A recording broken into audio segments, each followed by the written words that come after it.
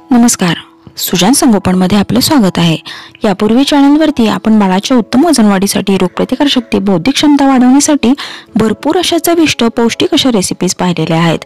आज आपण लहान मुलांसाठी भरपूर protein, fibre, carbohydrate, calcium, iron, phosphorus, zinc, copper, vitamin A, E, B6, C, vitamin के ने समृद्ध असणाऱ्या मूग डाळीची पौष्टिक खीर बनवणार आहोत। सुजान संगोपन या चॅनलवर आपण आपल्या बाळाच्या सुयोग्य आणि सुदृढ वाढीसाठी उपयुक्त माहिती जाणून घेऊ शकता। त्यामुळे चॅनलला नक्की सबस्क्राइब करा। नवनवीन पॅरेंट्स सोबत या चॅनलवरील उपयुक्त माहितीचे व्हिडिओ शेअर करा, म्हणजे त्यांनाही या माहितीचा फायदा होईल।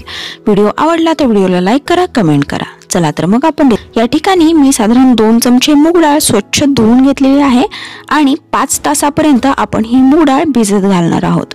मूग डाळ व्यवस्थित भिजेपर्यंत आपण काही ड्राय फ्रूट्स घेतलेले आहेत आणि तेही आपण याच पद्धतीने भिजत घालणार आहोत। तुम्हाला जे जे ड्राय फ्रूट घालायचे असतील ते तुम्ही याच्यामध्ये घालू शकता।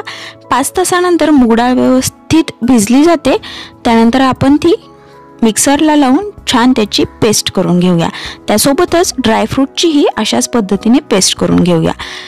बऱ्याच वेळा विचारलं जातं की ड्रायफ्रूट पावडरमधून ड्रायफ्रूट जातात, पण बाळाला खजूर, अंजीर, मनुके असे पदार्थ कसे द्यावेत? तर अशा प्रकारे तुम्ही बाळाला खजूर, अंजीर, मनुके देऊ शकता।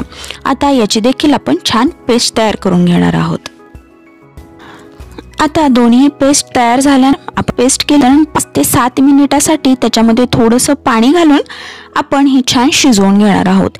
मूग डाळ ही व्यवस्थित शिजवून घ्या, म्हणजे त्याची चव छान उतरेल आणि अगदी चविष्ट अशी ही खीर लागायला मदत होईल। साधारण 5 ते 7 मिनिटांमध्ये ही व्यवस्थित शिजली जाते। तुम्हाला जर ही दुधामध्ये शिजवून घ्यायची असेल तरी देखील तुम्ही हे घेऊ शकता। 9 महिन्यानंतर गाईचं दूध वापरा किंवा त्या अगोदरचं बाळ असेल तर फॉर्म्युला मिल्क वापरलं तरीही चालेल। आता ही खीर व्यवस्थित शिजल्यानंतर आपण जी ड्रायफ्रूटची पेस्ट केली होती ती याच्यामध्ये घालून घ्या।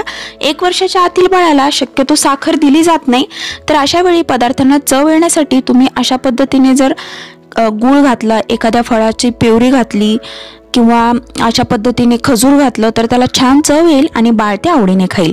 तर अशा पद्धतीची खीर तुम्ही 6 महिन्याच्या बाळालाही देऊ शकता किंवा 1 वर्षाच्या पुढील बाळाला जर ही द्यायची असेल तर त्यावेळी तुम्ही त्याच्यामध्ये साखर देखील घालू शकता। तर लहान मुलांना कधी अशक्तपणा वाटत असेल किंवा बाळ आजारातून उठल्यानंतर त्याच्या शरीरामध्ये भरपूर ताकद निर्माण होण्यासाठी ही रेसिपी खूप चांगली आहे। शिवाय लहान मुलांचं पचन सुधारण्यासाठी, बद्धकोष्ठता कमी करण्यासाठी अशा पद्धतीचा मूग डाळीची खीर तुम्ही बाळाला तयार करून देऊ शकता। सुजान संगोपन या चॅनलवर आपण आपल्या बाळाच्या सुयोग्य आणि सुदृढ वाढीसाठी उपयुक्त माहिती जाणून घेऊ शकता, जसे की उन्हाळ्यात, हिवाळ्यात, पावसाळ्यात बाळाची कशी काळजी घ्यावी, लहान मुलांची बौद्धिक क्षमता, रोगप्रतिकारशक्ती, वजन कसं वाढवावं, गरोदरपणात आईची आणि बाळाची कशी काळजी घ्यावी, बाळंतिणीची कशी काळजी घ्यावी, बाळाच्या विकासातील भरपूर साऱ्या महत्त्वपूर्ण माहितीचे व्हिडिओ चॅनलवरती पाहू शकता। त्यामुळे चॅनलला सबस्क्राइब करा, शेअर करा, लाईक करा। थँक्यू।